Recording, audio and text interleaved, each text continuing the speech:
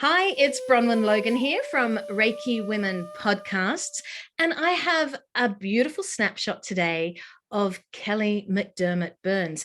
And Kelly and I were just saying that we've actually never formally met, but we have been in contact for years and years, and I'm thrilled. I actually thought we had met because of that. So, I'm actually thrilled then to be here with you, Kelly. And Kelly has a Reiki practice, and it's called HeartSong Reiki, if you were going to look her up anywhere. And something else you might like to know about her is that she is East Coast Director in the US of SARA, which is the Shelter Animals Reiki Association.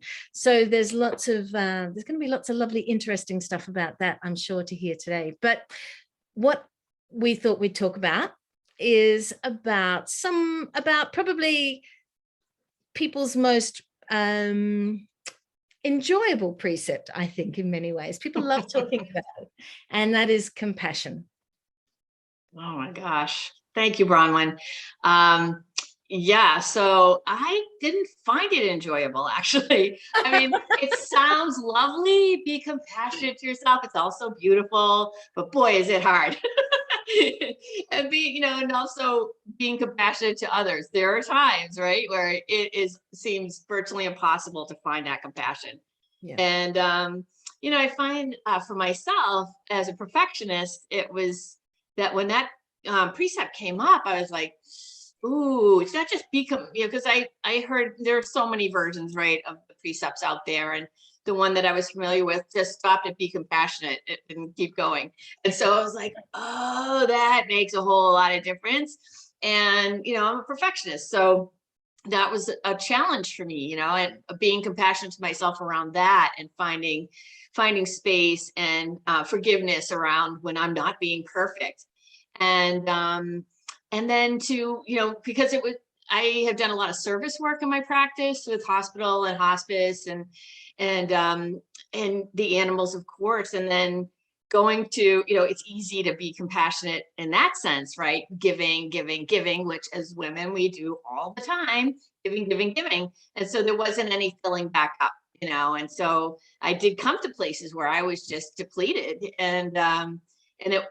This precept reminds me constantly to do, to come back to yourself, come back and fill yourself up, make sure that you're doing self-care, you're doing your self-treatment, you're getting, treatments from others when we can actually do that again. And really just taking, filling my own well. And, not only that, the part of being, compassionate to myself and not being angry and not being worried or not carrying the anger, not being worried, and recognizing too through the teachings that I can't be compassionate to myself when I'm in that state. So there's a whole lot to unpack in that, be compassionate to yourself and others. Yeah, absolutely. I get exactly what you're saying. It sounds all lovely and sweet. And I was just thinking, such a nice thing. Compassion is what I was thinking, but I understand exactly what you're saying. And especially I love loving kindness, right? And it's the flip side of that, isn't it? It's the getting there and putting it into real practice. And for me, it's not constant. It's a back and forth thing, and I really have to make an effort and focusing on sending that compassion and visualizing that compassion around people that challenge me the most. And that's really where the growth is, right? Yeah. And that's sometimes the hardest thing to admit, because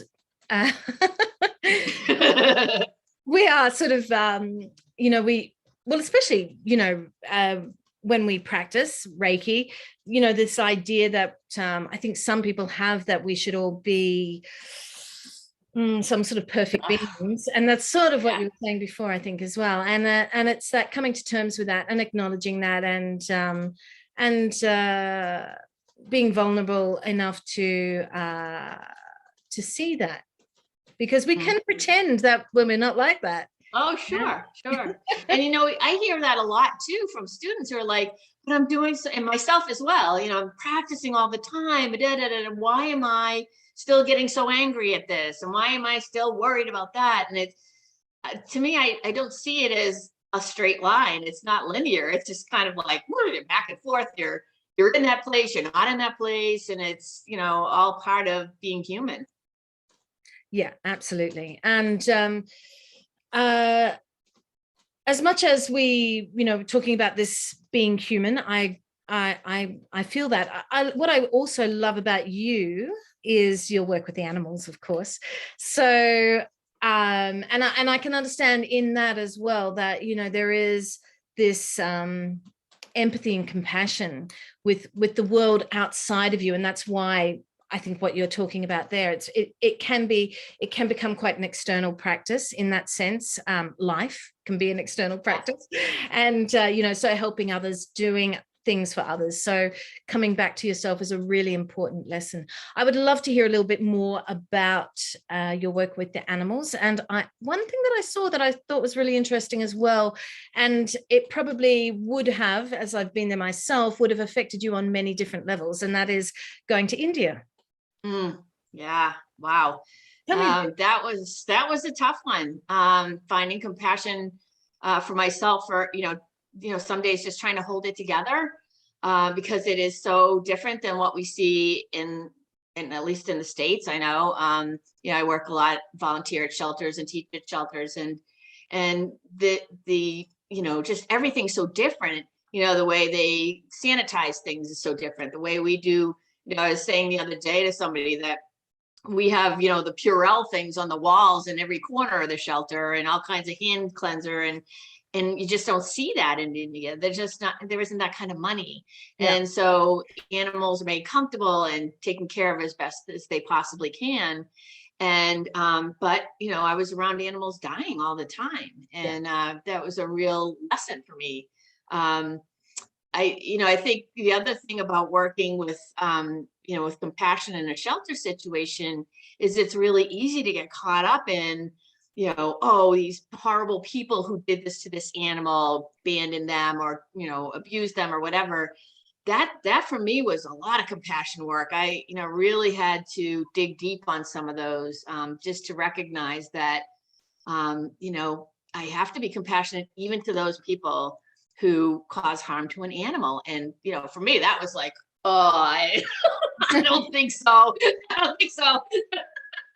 But, with practice, I was able to let go of some of that stuff and maybe kind of look past the fact that somebody left their animal at a shelter to, wow, what was going on in their life that they might have had to do that. Did they lose their housing?